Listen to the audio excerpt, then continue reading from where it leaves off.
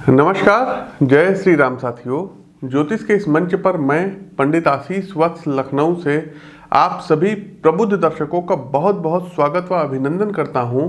शुक्र के तुला राशि में गोचर को लेकर के प्रिय दर्शकों, सभी 12 राशियों पर क्या प्रभाव पड़ेगा, इस विषय वस्तु पर हम प्रकाश डालेंगे। आपकी जानकारी के लिए बता दें कि प्रस्तुत गोचर जो मैं आपके सम्मुख लेकर के आया हूँ, ये गोचर आपकी नाम राशि व आपकी चंद्र राशि दोनों पर संयुक्त रूप से आधारित है। देखिए साथियों, ज्योतिष शास्त्र में शुक्र ग्रह को सुख, समृद्धि, भौतिक सुख, भोग, विलासिता, पूर्ण जीवन, रोमांटिक संबंधों, सुंदरता, विवाह, पारिवारिक सुख, कला, शिल्प, सौंदर्य, बौद्धिकता, राजनीति तथा समाज में मान सम्मान प्रतिष्ठा में वृद्धि आदि का कारक ग्रह माना जाता है।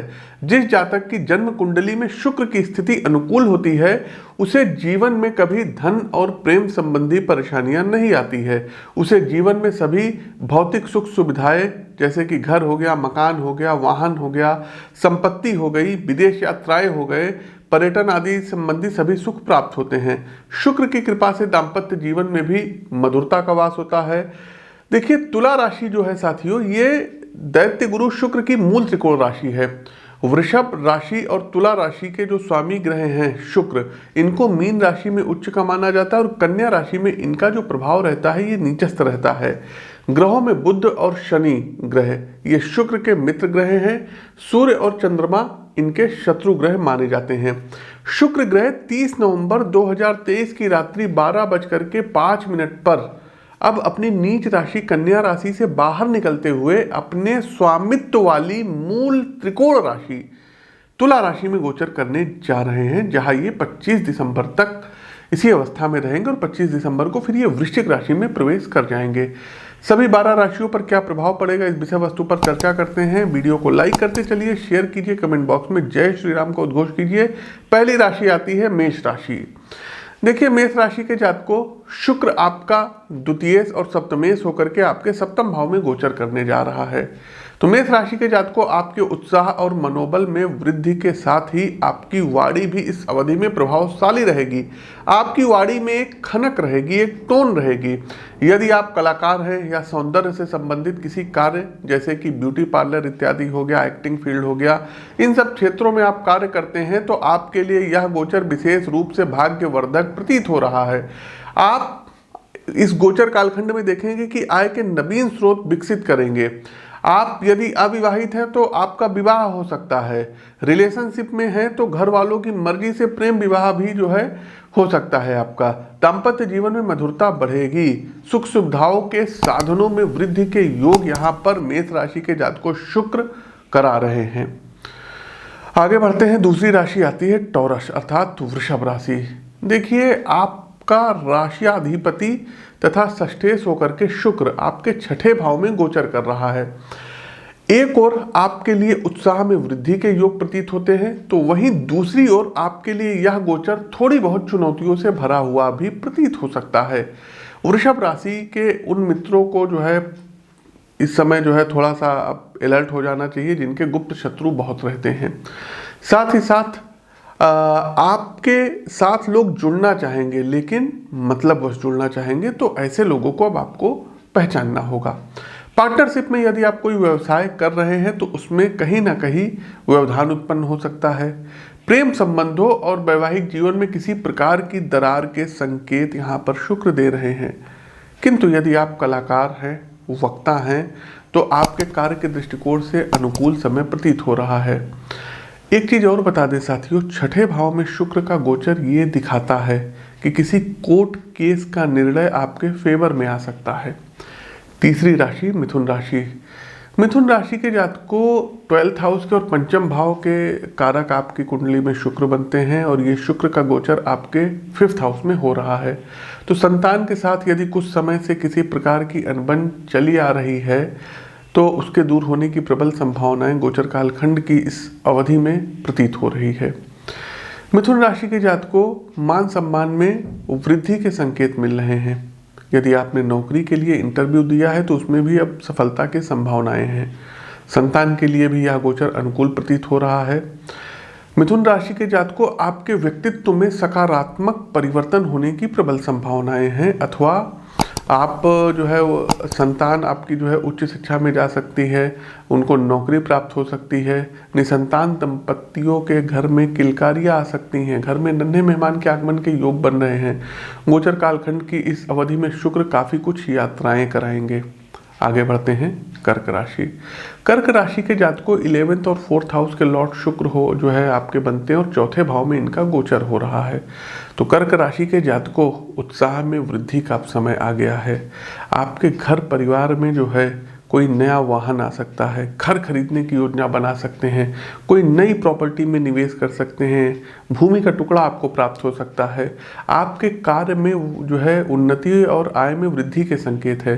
किसी महिला मित्र के माध्यम से कोई नया कार्य भी अब आप शुरू कर सकते हैं और इस कार्य में आप बहुत समय तक व्यस्त रहते हुए धन लाभ भी खूब कमाएंगे। आपके घर परिवार में कर्क राशि के जातकों कहीं ना कहीं आनंद और उल्लास का वातावरण रहेगा।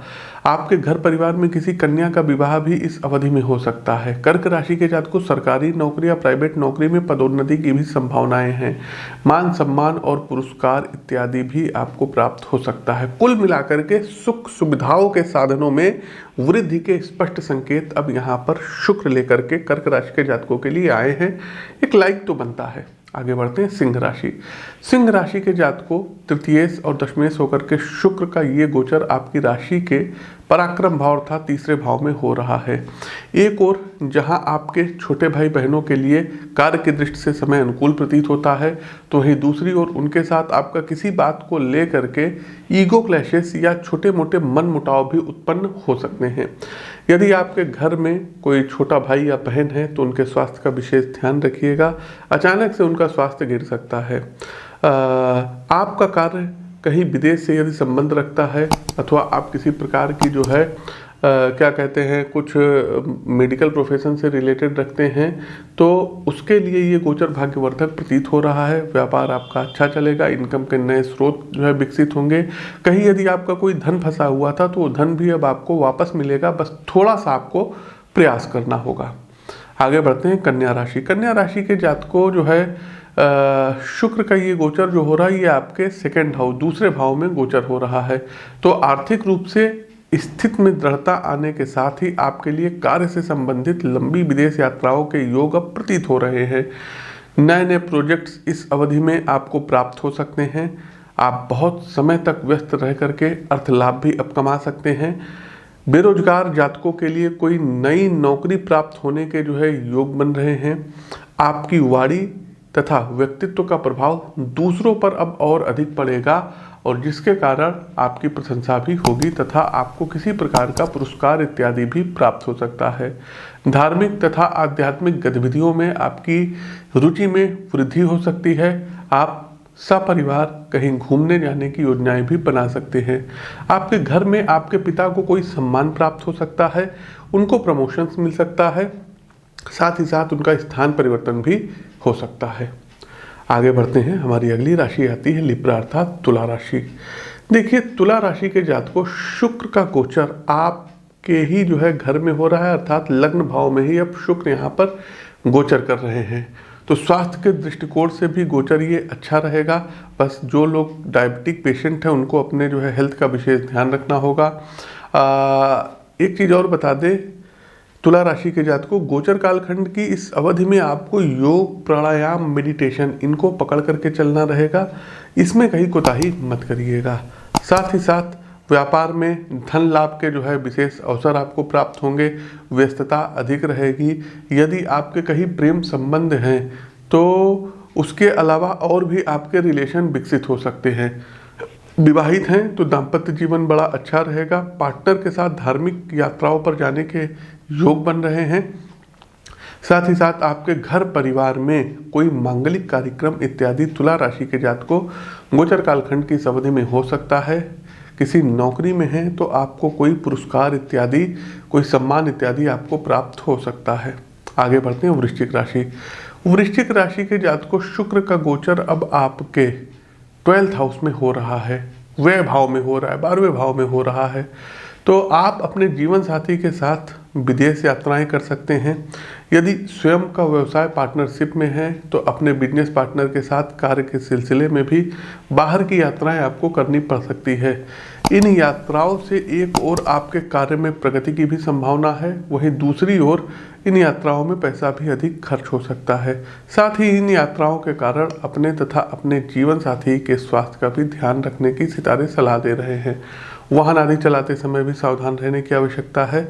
महिलाओं को अधिक रक्तस्राव की समस्या हो सकती है, अतः अपने डॉक्टर से जो है नियमित चेकअप इत्यादि जरूर कराते रहिएगा। इसके अलावा साथियों, यदि कोई धन इत्यादि उधार मांगे तो साफ साफ आपको मना कर देना है। आगे बढ़ते हैं धनु राशि।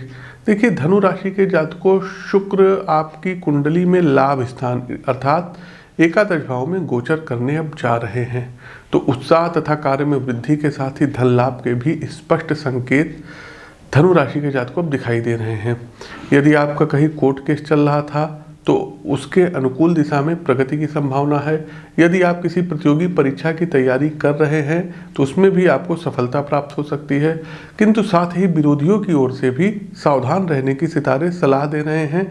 किसी बात पर भाई बहन अथवा कार्यक्षेत्र में उच्चाधिकारियों के साथ कोई हॉट टॉक हो सकता है या विवाद भी उत्पन्न हो सकता है। तो हम यहाँ पर आपको सलाह देंगे कि अपने आचरण में थोड़ा सा बदलाव लाइए, थोड़ा सा डिप्लोमेटिक होने की अब आपको ज़रूरत है। स्वास्थ्य के दृष्टिकोण से ये गोचर अच्छा रहेगा। व्यापार में धन लाभ इत्यादि आपको अच्छा कमाएंगे, अच्छा प्राप्त होगा। यदि आपने कहीं पर निवेश कर रखे हैं तो गोचर कालखंड की इस अवधि में अब आपको उसके रिटर्न भी अच्छे मिलेंगे। आगे बढ़ते हैं कैप्रिकॉर्न मकर राशि। मकर राशि के जातकों, आपका योग कारक शुक्र आपकी राशि से दसम भाव में गोचर कर रहा है।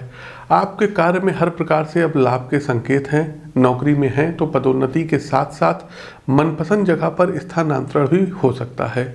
आपका यदि अपना व्यवसाय है तो उसमें भी प्रगति की संभावनाएं हैं।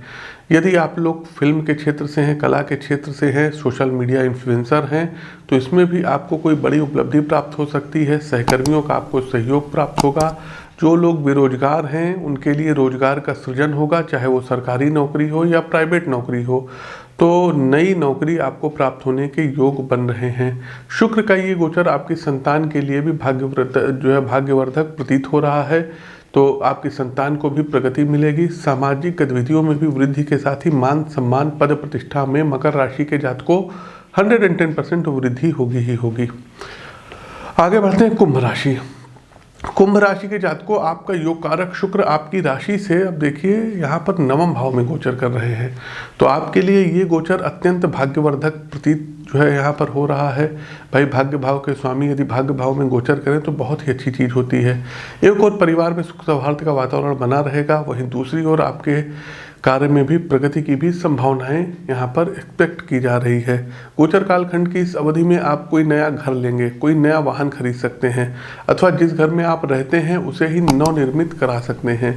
परिवार में मांगलिक कार्यों की भी संभावनाएं हैं। कार्य से संबंधित लंबी विदेश यात्राओं के योग बन रहे हैं। इन यात्राओं में आपको सफलता प्राप्त हो सकती है। साथ ही धार्मिक और आध्यात्मिक गतिविधियों में आपकी अब रुचि जागृत होगी। चलिए आगे बढ़ते हैं साथियों। हमारी अंतिम राशि आती है पाइसेस अर्थात मीन राशि। मीन राशि के जातकों, अष्टम भाव में शुक्र का गोचर होने जा रहा है, तो देखिए छोटे भाई बहनों के कारण जीवन साथी के साथ विवाद संभव है। अन्य किसी प्रकार से भी गुप्त विरोधियों की ओर से सावधान रहने की यहाँ सितारे सलाह दे रहे हैं। आप स्वयं भी इस दौरान कोई ऐसा कार्य न करें मीन राशि के जातकों जिसके कारण आपकी मान प्रतिष्ठा को किसी प्रकार की हानि होने की संभावनाएं हों। कार्यक्षेत्र में आपको कठिन परिश्रम करना पड़ सकता है। आपको स्वास्थ्य के प्रति सावधान रहने की सितारे सलाह दे रहे हैं। छोटे भाई बहनों का आपको विशेष ध्यान रखना होगा। साथ ही साथ वाहन इत्यादि सावधानी पूर्वक चलाइए। यात्राओं में विशेष आपको सावधान रहना होगा। हेल्थ को लेकर के कॉन्शियस रहिएगा मीन राशि के जातकों, नहीं तो बहुत दिक्कत हो सकती है। किसी बात को लेकर के मानसिक रूप से आप बहुत ज़्यादा डिस्टर्ब रहेंगे, परेशान रहेंगे। अब आते हैं अंतिम पड़ाव उपाय कि उपाय क्या करना है। तो देखिए सबसे पहले कोशिश कीजिए जब आप सुबह उठते हैं तो दोनों हथेलियों के दर्शन करिए। कराग्रे वस्ते लक्ष्मी, कर मध्य सरस्वती, कर मूले तो गोविंदा, प्रभाते कर दर्शनम। दूसरा साथियों आपको करना ये होगा, आटे में शक्कर मिला करके शुक्रवार वाले दिन चींटियों को आपको वो आटा खिलाना होगा। तीसरा एक काम ये करिए साथियों कि प्रत्येक दिन एक रोटी ले लीजिए और उसमें थोड़ा सा मिश्री या शक्कर मिला करके गाय को खिलाना शुरू करिए। साथ ही साथ साथियों, शुक्र कवच का पाठ करना आपके लिए बहुत ही ज़्यादा लाभदायक होगा। इसके साथ साथियों, दुर्गा जी के 108 नामों का आपको पाठ करना होगा। तो ये कुछ उपाय हैं जिनको आप कर सकते हैं। शेष अगर कुछ आपको और जानना हो तो आप अपनी पत्रिका का विश्लेषण करा करके और अच्छे उपाय जान सकते हैं। प्रिय दर्शकों, हमारा प्रस्तुत कार्यक्रम कैसा लगा कमेंट बॉक्स के माध्यम से हमें अवगत कराइए। नए हैं तो चैनल को सब्सक्राइब करिए, बेल आइकन दबाइए। अपनी वाणी को विराम देते हुए ज्योतिष के इस मंच से मैं पंडित आशीष वत्स आप सभी प्रबुद्ध साथियों से विदा लेता हूँ। नमस्कार, राम राम।